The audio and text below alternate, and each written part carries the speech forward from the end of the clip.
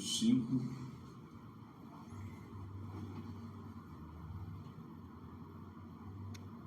versículo 14, parte A, vai dizer: pois o amor de Cristo nos constrange. Aleluia. Amém? Abra sua Bíblia. Vamos dar continuidade à série de mensagens no livro de Oséias.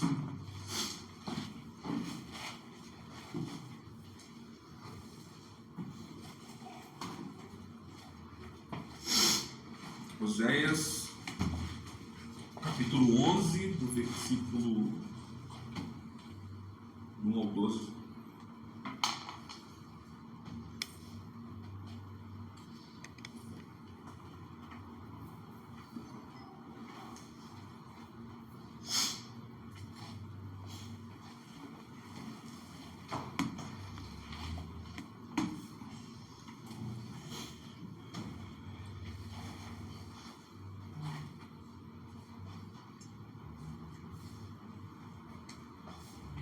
Vou ler na NVI, versão NVI, amém? Diz assim: quando Israel era menino, eu o amei, e do Egito chamei o meu filho. Mas quanto mais eu o chamava, mais se afastava de mim. Eles ofereciam sacrifícios aos Baalins e queimavam incenso aos ídolos esculpidos. Mas fui eu quem ensinou Efraim a andar, tomando-o pelos braços, mas eles não perceberam que eu os curava. Eu os conduzi com vínculo humano, com vínculos humanos e com laços de amor. Fui para eles como alguém que lhes tira o jugo do pescoço. Me inclinei para alimentá-los. Acaso não voltarão para o Egito e a Síria não os dominará, porque se recusam a arrepender-se? A espada brandirá nas suas cidades, destruirá as trancas das suas portas e dará fim aos seus planos. O meu povo está decidido a desviar-se de mim. Embora clamem pelo Altíssimo, de modo algum ele os exaltará. Como posso desistir de você, Efraim? Como posso entregar você nas mãos de outros Israel? Como posso tratar você como tratei Admar? Como posso fazer com você o que fiz com Zebuim? O meu coração está transtornado, toda a minha compaixão despertou-se. Não executarei a minha ira impetuosa, nem tornarei a destruir Efraim, pois sou Deus, não homem, e santo no meio de vocês. Não virei com ira, eles seguirão o Senhor. Ele rugirá como leão. Quando ele rugir, os seus filhos virão tremendo do ocidente, virão do Egito tremendo como aves e como pombas da Síria. Eu os estabelecerei nos seus lares, declara o Senhor. E aí vem o pecado de Israel, no 12. Efraim me cercou de mentiras, e o povo de Israel de engano. Judá é rebelde contra Deus, a saber, contra o Santo fiel.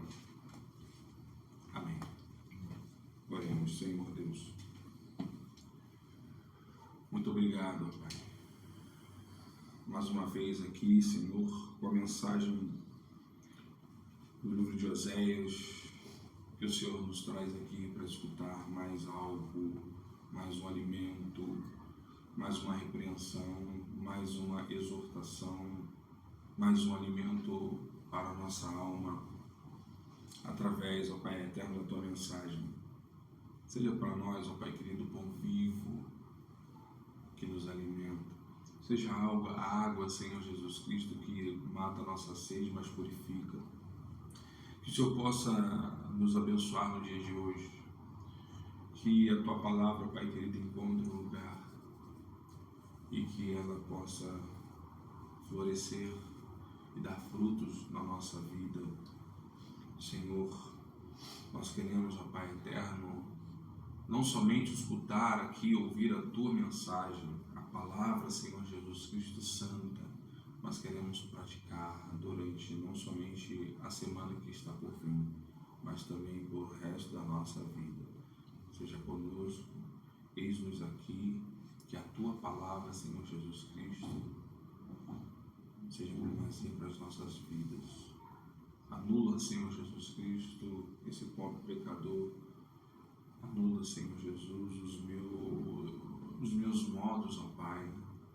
Senhor, que não venha ser, ó Pai querido, aqui o Gerson, mas sim o Teu Espírito a falar com a Tua igreja. É a Tua palavra, Senhor Jesus Cristo. Somente sou uma ferramenta em Tuas mãos. Use conforme o Teu querer. Essa é a oração que nós fazemos em nome de Jesus. Amém. Amém. Então, meus irmãos, o tema de hoje é quando o coração do Pai é revelado.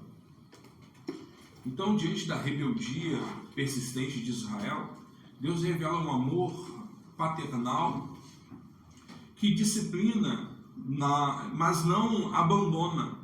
Um amor que encontra o seu pleno cumprimento, olha que incrível, em Cristo. Que mensagem maravilhosa. Esse capítulo 11 de Oséias é incrível como ele aponta para Cristo, né? O filho fiel que Israel jamais conseguiu ser. Olha, é interessante. Então, o amor do Pai aqui, que é Deus, não depende da fidelidade do filho. Olha que incrível. O roteiro aqui é bem simples. São alguns pontos rápidos aqui. Que o primeiro ponto seria o amor que resgatou um filho amado. O segundo, a justiça que responde à rebeldia obstinada. O terceiro, a compaixão que triunfa sobre a ira. E o quarto, a esperança da restauração final. Amém? Como Deus é bom. Aleluia. Como Deus é maravilhoso para conosco.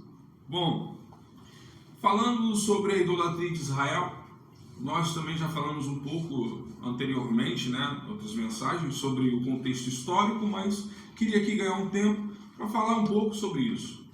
Aqui, Baalinhos, no verso 2, não era um deus apenas, né?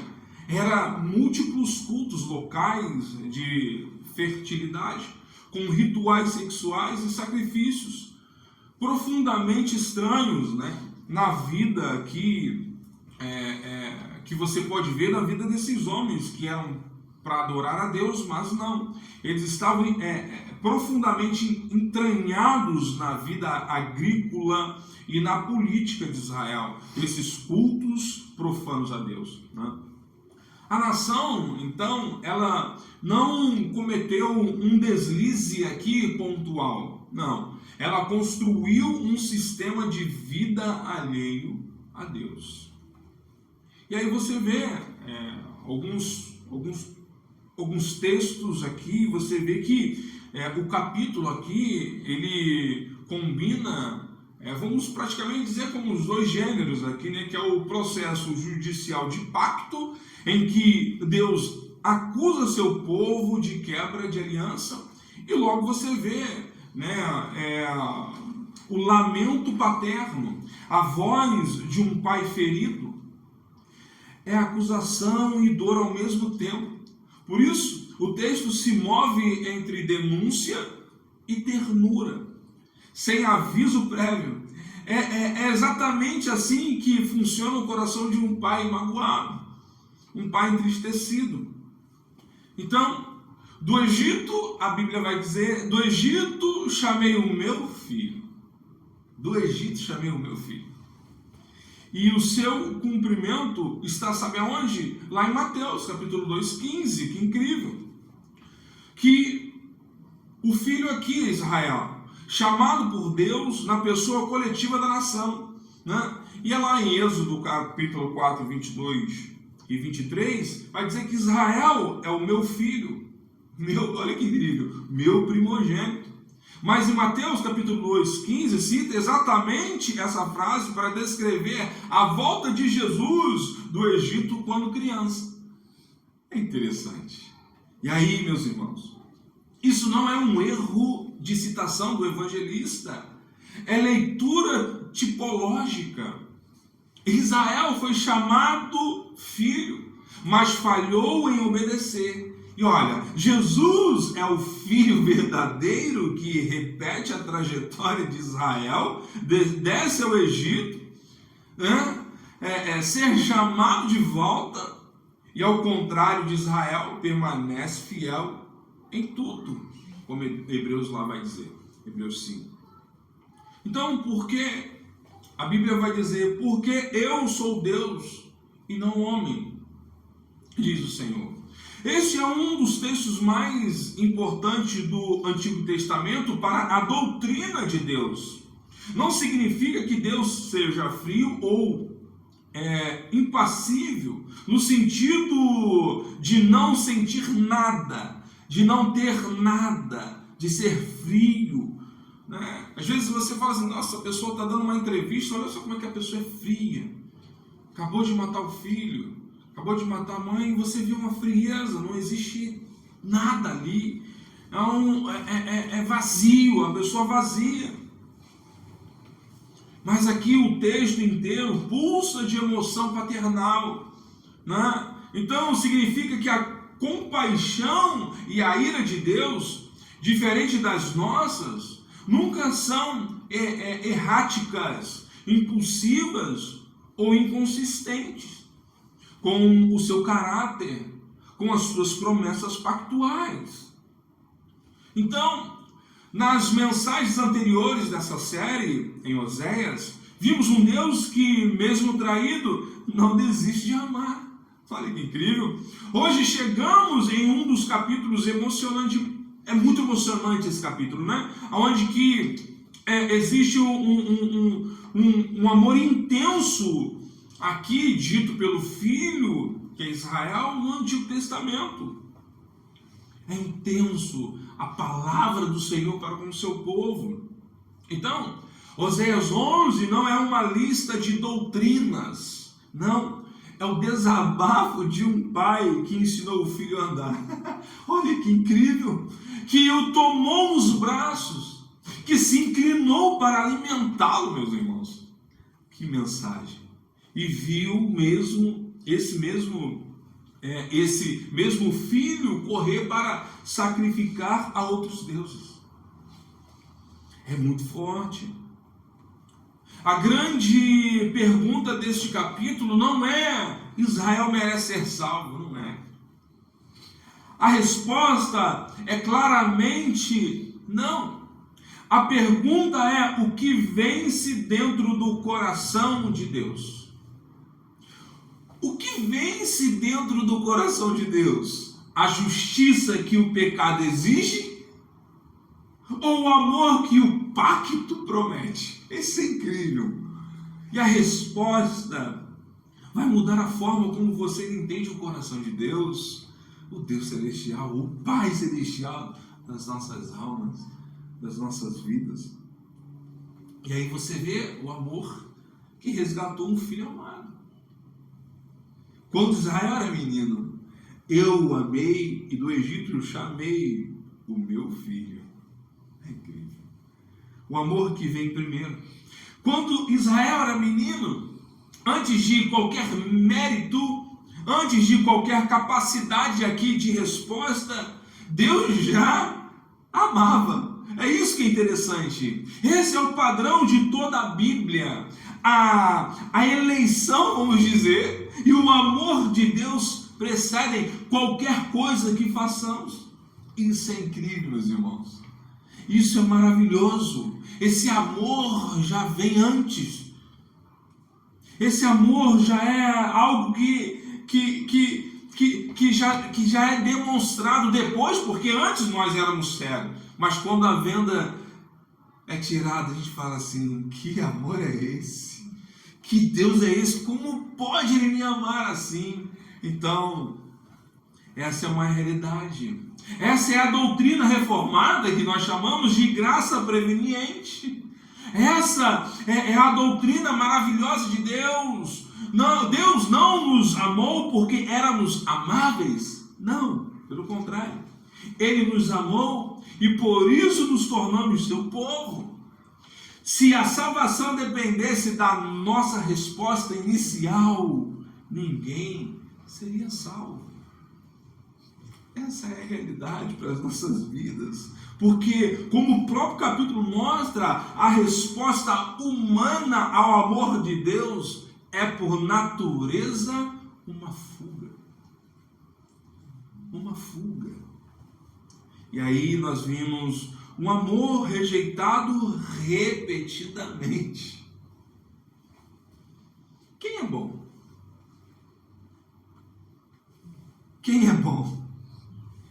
Quanto mais, olha o que a Bíblia vai falar, quanto mais eu chamava, olha o que Deus está dizendo para a nação, quanto mais eu os chamava, tanto mais se iam da minha presença, sacrificavam a Baalins e queimavam incenso às imagens de escultura.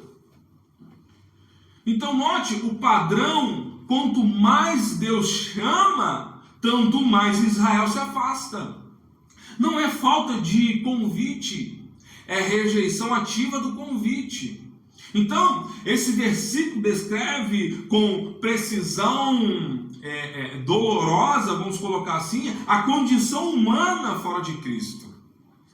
Não somos vítimas passivas que simplesmente não encontram um caminho.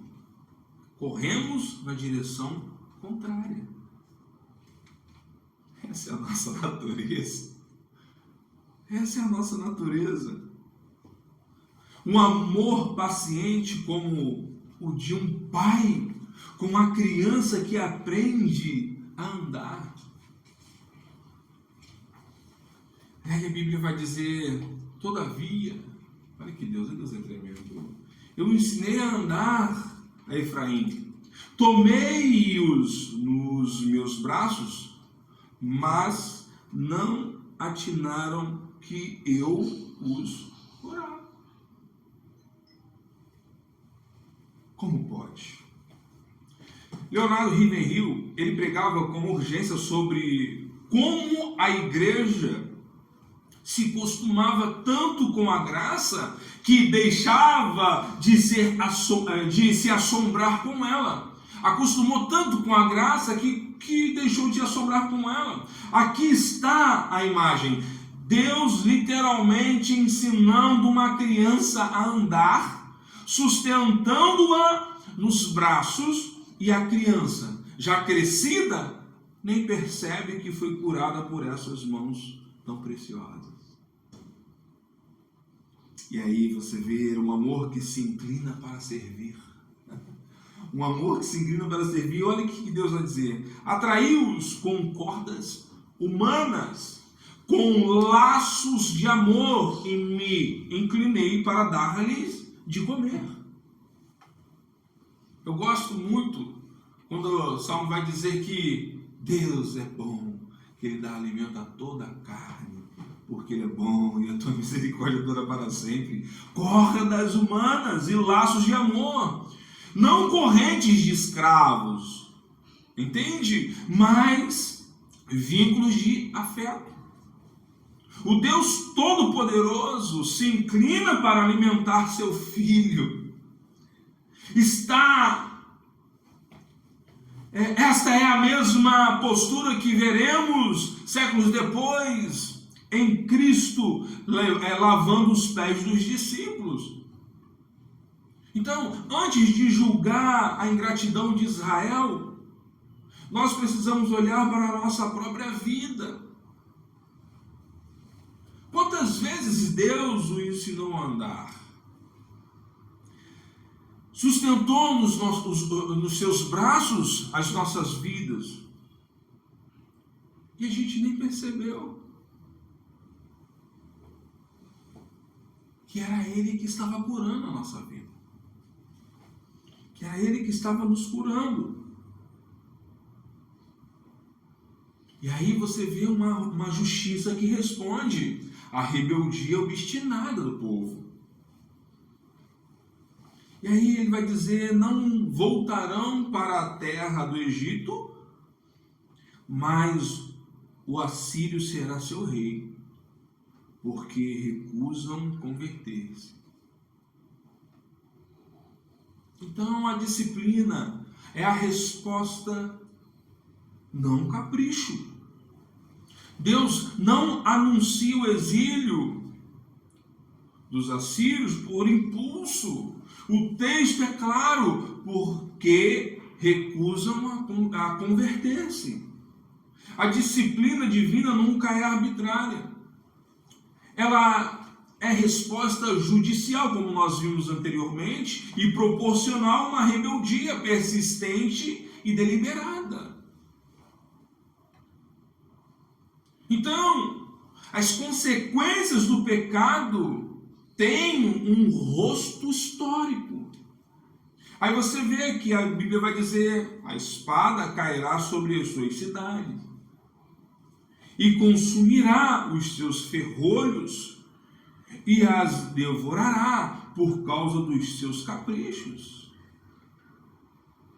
Então, em poucos anos, isso se cumpriria literalmente. A Assíria destruiria Samaria.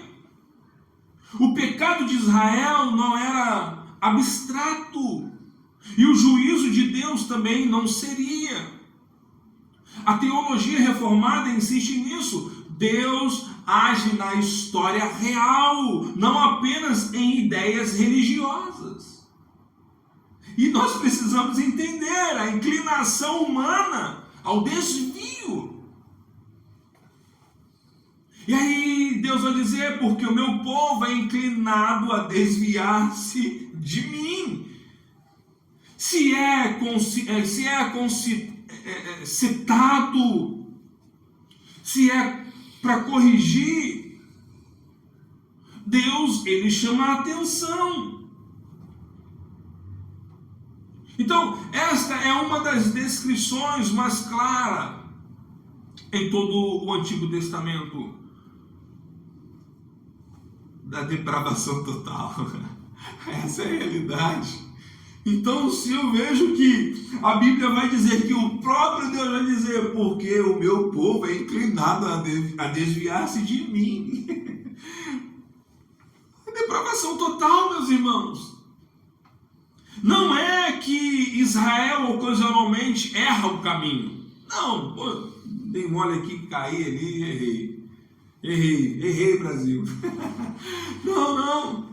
É que Israel está inclinado por natureza a se desviar.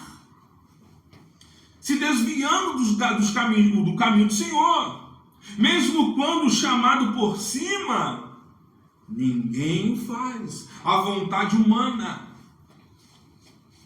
deixada a si mesmo, não busca a Deus. Romanos 3:11 vai dizer sobre isso. Então, se você já se perguntou por que é tão difícil manter disciplinas espirituais simples, orar, ler a Bíblia, vigiar, resistir a um pecado conhecido, este versículo explica.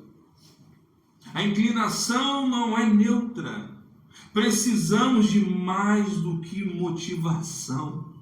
Precisamos da regeneração. Então, a compaixão que triunfa sobre a ira.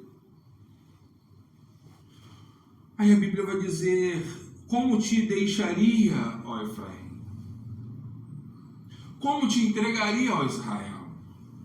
Meu coração está comovido dentro de mim. As minhas compaixões a uma se acendem. O coração de Deus parece que está em conflito aparente, né? 4 perguntas retóricas carregadas de agonia. Como te deixaria? Como te entregaria? Como te faria como Admá? Como fazer de um Zeboim? Cidades essas destruídas junto com Sodoma e Gomorra. A justiça exige o juízo, mas algo mais forte se levanta aqui. É incrível que Carson, ele diz algo que ele observa comentando textos como este, que a Bíblia não tem medo de descrever emoção genuína em Deus, sem que isso o torne instável. Deus não é uma força fria de cálculo moral. Ele é Pai. E sua justiça e seu amor coexistem sem se anular. Então, sempre vai trabalhar junto. Isso é incrível. Então, aqui você vê que Osés fala sobre a vitória da compaixão, né? Não por fraqueza, mas por caráter. E ele vai dizer: não executarei o furor da minha ira, porque eu sou Deus e não homem, o santo no meio de ti, não voltarei em ira. Aqui está o centro teológico do capítulo. Deus não poupa Israel porque Israel se arrependeu.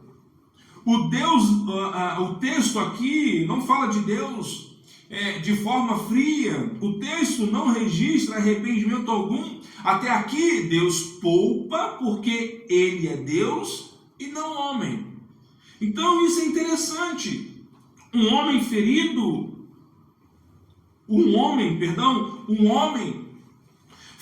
como Deus foi ferido por Israel. Abandonaria a relação, estaria certo em fazê-lo, mas Deus não opera pela lógica humana de retaliação, porque Deus não é homem. Então a sua fidelidade ao pacto, como nós falamos anteriormente, é fundamentada em o seu próprio caráter imutável. Não na constância do seu povo. É exatamente esta verdade que sustenta a sua segurança hoje, a minha segurança hoje. Porque Deus é imutável, Ele não é homem. Então, Deus é maravilhoso, meus irmãos.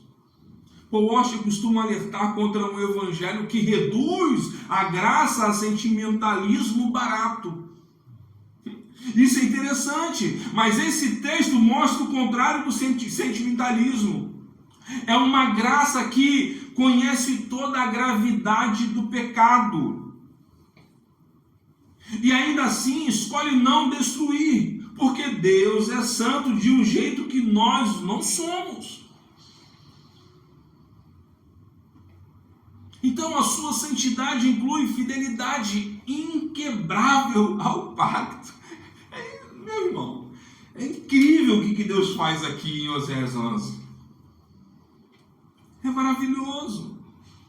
E aí Deus é tão maravilhoso que a esperança da restauração final está posta. Aí, olha o que a palavra do Senhor vai dizer em Osés 11, do 10 a 11. Andarão após o Senhor, este bramará, ou seja, rugirá como leão, e os farei habitar em suas próprias casas, diz o Senhor. De fugitivos a seguidores. E aí o capítulo começou com Israel fugindo de Deus. Termina com Israel seguindo Deus. Essa inversão não é mérito de Israel. Isso que é importante a gente entender.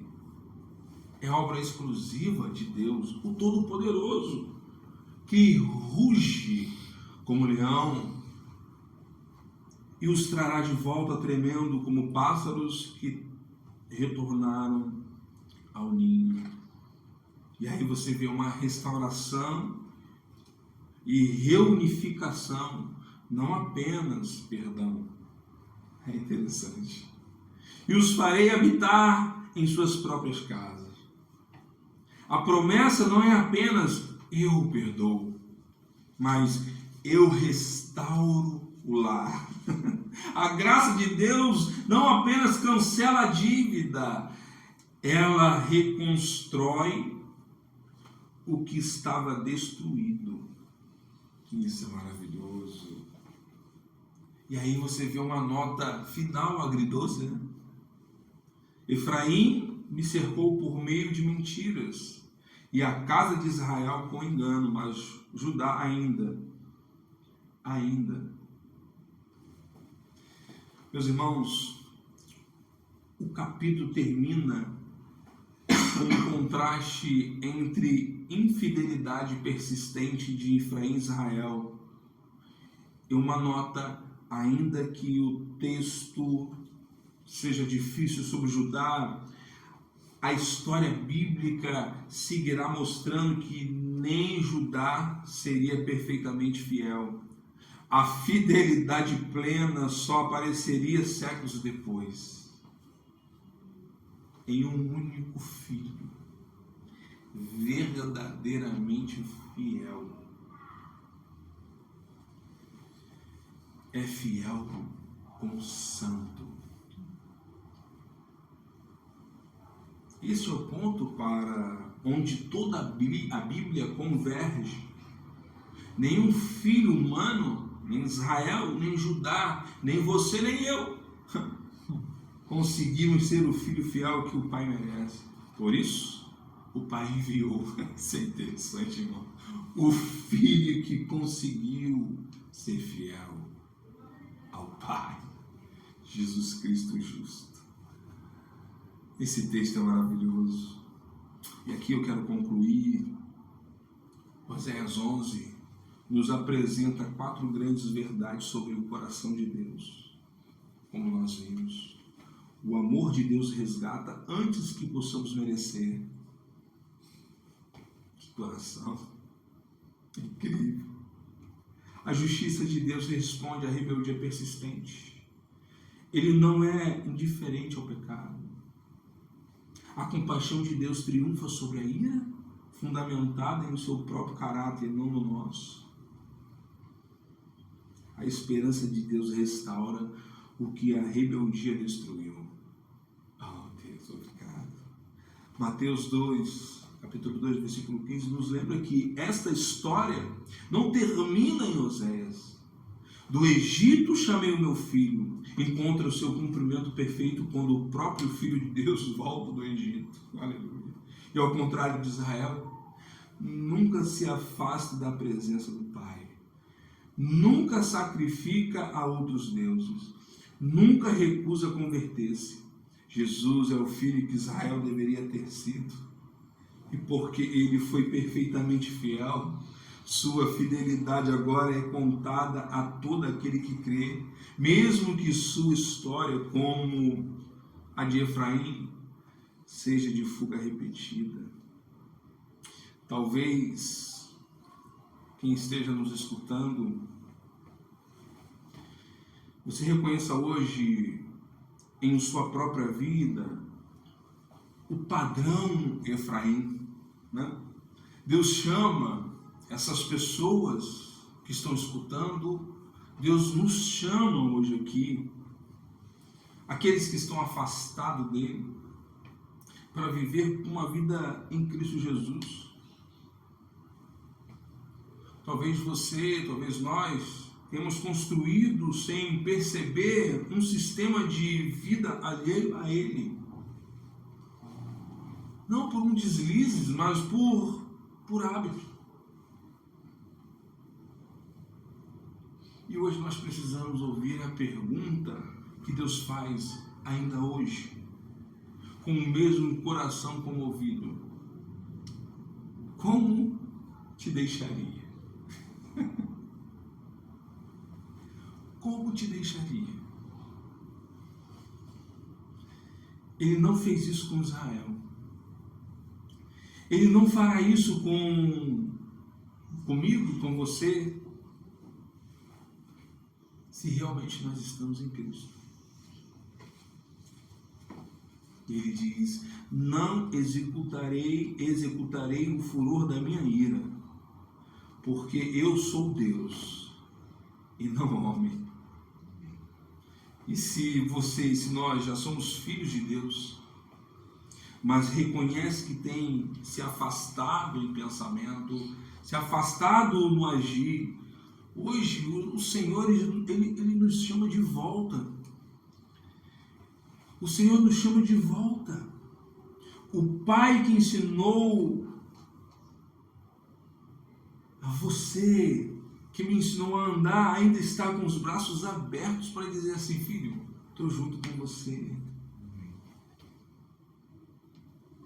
Como te deixaria? Como te deixaria? E hoje o Senhor, Ele recebe a cada um de nós de braços abertos, dizendo: quem faz sou eu, e não você. E é por isso que eu falei lá no início: o amor do Pai não depende da fidelidade do Filho. Como Deus pode te amar?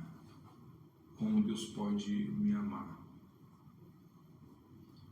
Mesmo muitas das vezes estando em alguns momentos delicados da nossa caminhada.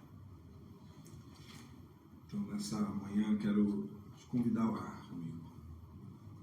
Vamos orar ao Senhor, porque o Senhor tem sido muito bom para nós. Pai Celestial, nós te louvamos porque mesmo quando éramos meninos, incapazes de merecer ou de responder, Tu já nos amavas, Senhor. Verdade, Senhor.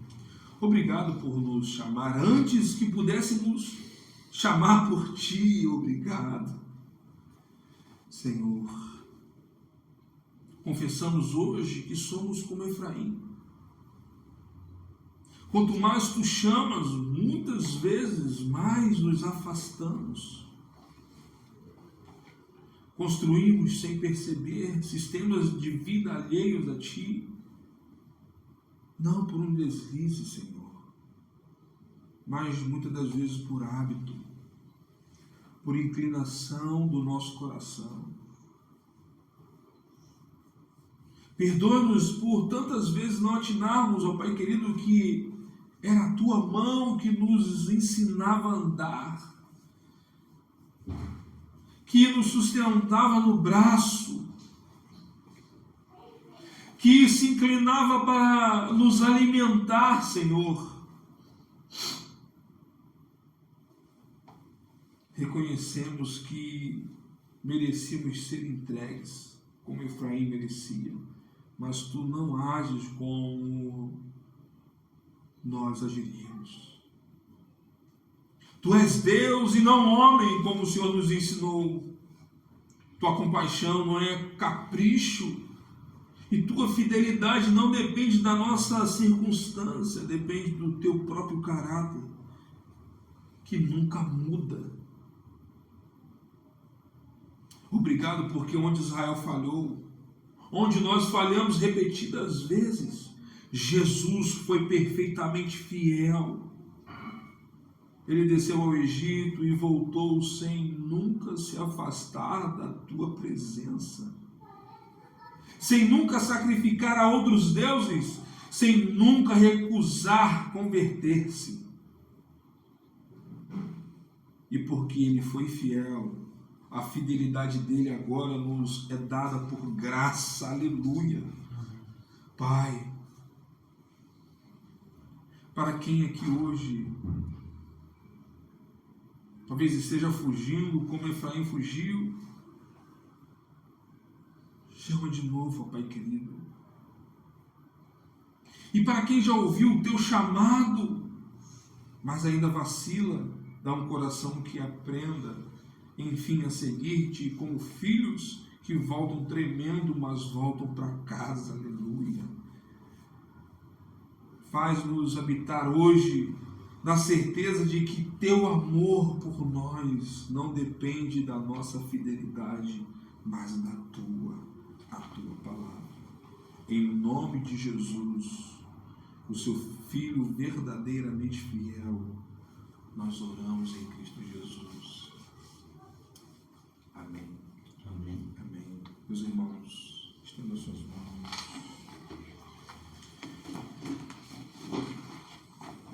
Aleluia. O Senhor te abençoe e te guarde. O Senhor faça resplandecer o rosto sobre ti e tenha misericórdia de ti. O Senhor sobre ti levante o rosto e te dê a paz. Que a graça do Senhor Jesus Cristo, o amor de Deus o Pai, e a comunhão e consolação do Espírito Santo seja com todo o povo de Deus, aqui espalhados nos quatro cantos dessa terra. Que o povo de Deus diga amém. Amém. Deus nos abençoe. Vão em paz. Amém.